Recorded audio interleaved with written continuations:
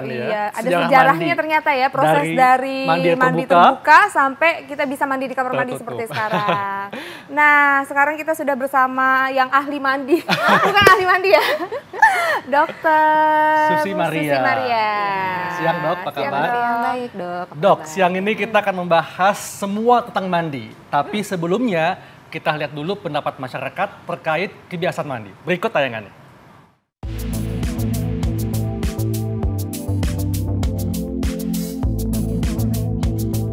Mandi umumnya dilakukan 2-3 kali dalam sehari. Dengan mandi, tubuh terhindar dari kotoran, penyakit, dan badan juga akan terasa lebih segar. Orang yang jarang mandi berisiko tinggi terkena gangguan kesehatan kulit seperti gatal-gatal. Kebiasaan malas mandi juga dapat membuat kita terlihat kusam, tidak segar, hingga akhirnya merusak penampilan. Nah, selain demi kebersihan dan kesehatan, mandi juga menjadi cara terbaik untuk melakukan relaksasi diri dan pikiran dari segala kepenatan setelah seharian beraktivitas. Sayangnya, bagi sebagian orang, mandi justru membawa masalah, seperti kulit kering atau rambut gatal akibat ketombe. Masalah seperti itu bisa terjadi karena metode dan pola mandi yang kurang baik, entah itu dalam penggunaan sabun, shampoo, dan peralatan mandi lainnya. Bila itu terjadi, maka mandi justru akan menjadi beban dan akhirnya akan membuat seseorang menjadi malas untuk mandi. 2 kali. 2 kali. 2 kali. Air dingin sih biasanya. Air hangat kadang dingin. Air dingin. Jarang. Sering. Sering. 30 sampai sejam. 30 sampai 1 jam. 15 sampai 30 menit. Pada dasarnya, mandi bertujuan membersihkan tubuh. Namun Anda perlu mengetahui kapan waktu yang tepat untuk mandi dan yang lebih penting lagi adalah caranya, agar mandi benar-benar memberikan manfaat bagi tubuh. Selain itu, mandi adalah sesuatu yang dianggap sangat personal, sehingga kita terkadang kurang mendapatkan info terkait hal-hal yang boleh dan tidak boleh dilakukan saat mandi. Nah, agar segala hal tentang mandi menjadi terang benderang, simak pembahasannya dalam Ayo Hidup Sehat berikut ini.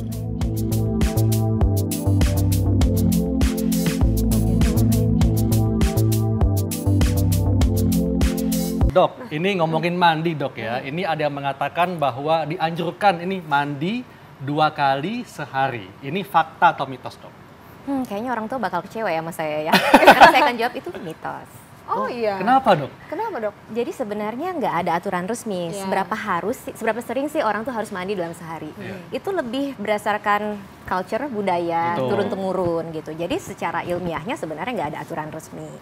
Sebenarnya yang menentukan seberapa sering kita harus mandi itu ada 3 hal. Yang pertama bagaimana aktivitas kita, yang kedua bagaimana kondisi kulit kita, dan yang ketiga kita tuh tinggal di mana gitu. Kalau kita aktivitasnya banyak mengeluarkan keringat gitu ya, tentu kita harus membersihkan badan kita lebih sering kan. Kemudian kalau kulit kita lebih berminyak dibandingkan dengan orang kulitnya kering, tentu kita harus lebih sering membersihkan.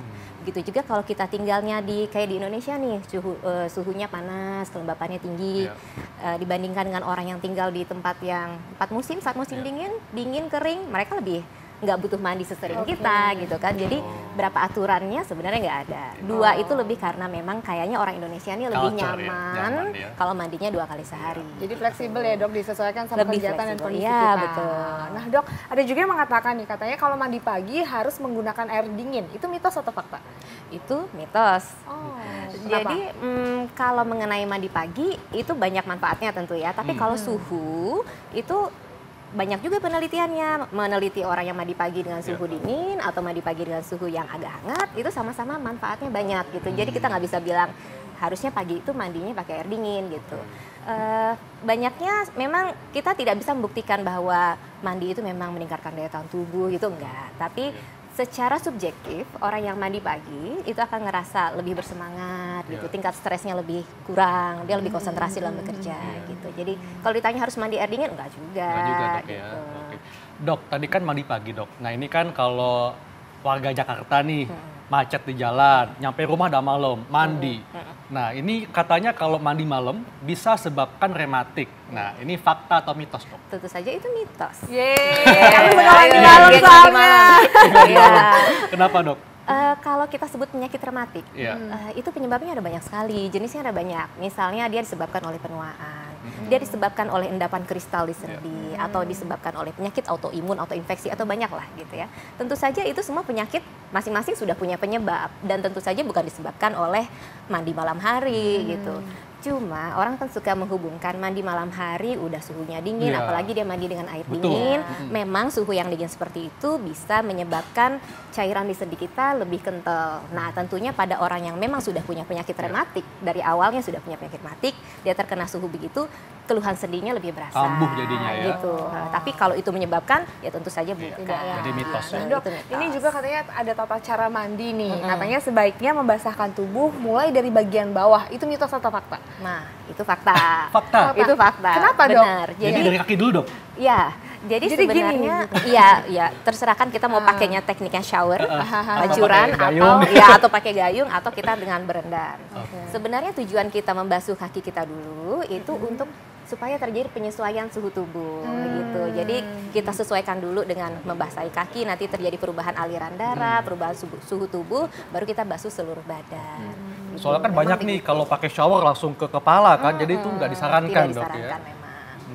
Oh gitu. Nah dok, tadi kan dokter juga sempat bilang ya kalau mandi itu bisa bikin kita lebih fresh setelahnya. Dan ada juga yang mengatakan bahwa mandi ini bisa meminimalisir stres. Itu berarti mitos atau fakta? Itu fakta. Fakta. Oh. Ya, jadi ada penelitiannya tuh banyak. Pokoknya mandi pagi mau dengan air dingin, mau dengan air hangat, performance-nya akan lebih baik gitu. Jadi teorinya sih katanya karena terjadi perubahan suhu tubuh, perubahan aliran darah, nanti terangsang saraf-saraf kita.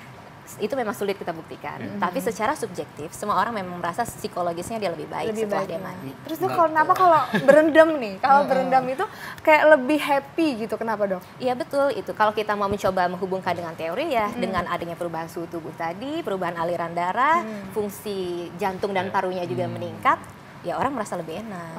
Gitu. Dok, ada juga nih mengatakan kalau kita mandi dengan air hangat, ini mesti diselingi dengan air dingin. Ini fakta atau mitos? Itu sebenarnya mitos ya.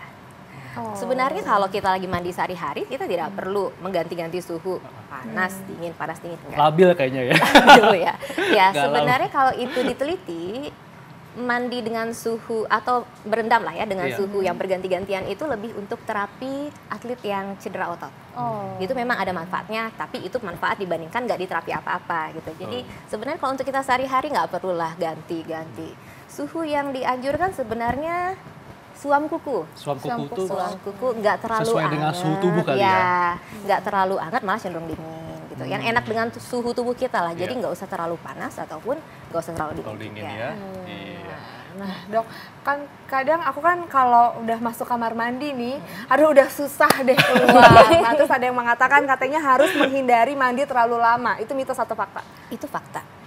Karena sebenarnya setiap kegiatan kita mandi itu kita akan mengurangi cairan yang ada di cairan alamiah yang ada di kulit kita. Jadi makin lama kita mandi, cairannya akan makin kebuang, kehilang. Jadi kulit kita nanti jadi kering. Yang dianjurkan itu paling cuma sekitar 10-15 menit atau 5-10 menit lah. Gak usah lebih lama dari itu. Tapi kalau anak remaja pria pasti lama nih mandinya. Kenapa dong? Banyak disabunin soalnya. Perempuan juga. Perempuan juga. Kan kayaknya aduh harus pelan-pelan betul. gitu mandinya. Tapi nggak baik ternyata. Nggak baik ya. Ternyata nggak baik ya. Setelah mandi katanya nggak boleh menggosok tubuh dengan handuk. Ini fakta atau mitos? Jadi kalau handuk kan yang digosok dok, itu nggak boleh. Itu fakta atau mitos? Itu fakta. Karena permukaan handuk itu kan memang bukan yang halus ya, banyak serat-seratnya. Kalau kita lakukan gerakan menggosok-gosok, itu tentu akan semakin menghilangkan cairan yang ada di kulit kita. Jadi sebenarnya cara menggunakan handuk yang benar cukup diletakkan di badan kita dan tepuk-tepuk aja, biarkan cairannya meresap gitu. Soalnya kan nggak puas kalau nggak digosok kan. Iya, tapi itu merusak kulit. Nah dok, biar mandinya bisa tetap benar nih dengan cara yang benar, terus tetap sehat, kulit tetap bagus, itu tipsnya kira-kira apa dok? Oke, jadi berapa sering mandi tadi itu tergantung kebutuhan masing-masing ya. Kita nggak bisa patokin sama untuk semua orang.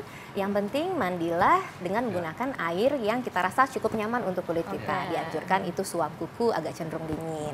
Kemudian mandi ingat nggak usah terlalu lama dan gunakan sabun yang juga memang aman untuk kulit, ya lembut, pH-nya seimbang. Baik dokter, terima kasih. terima kasih Wah, banyak. nggak terasa ya, kita sudah 1 jam bahas semua ini dan saatnya kami pamit.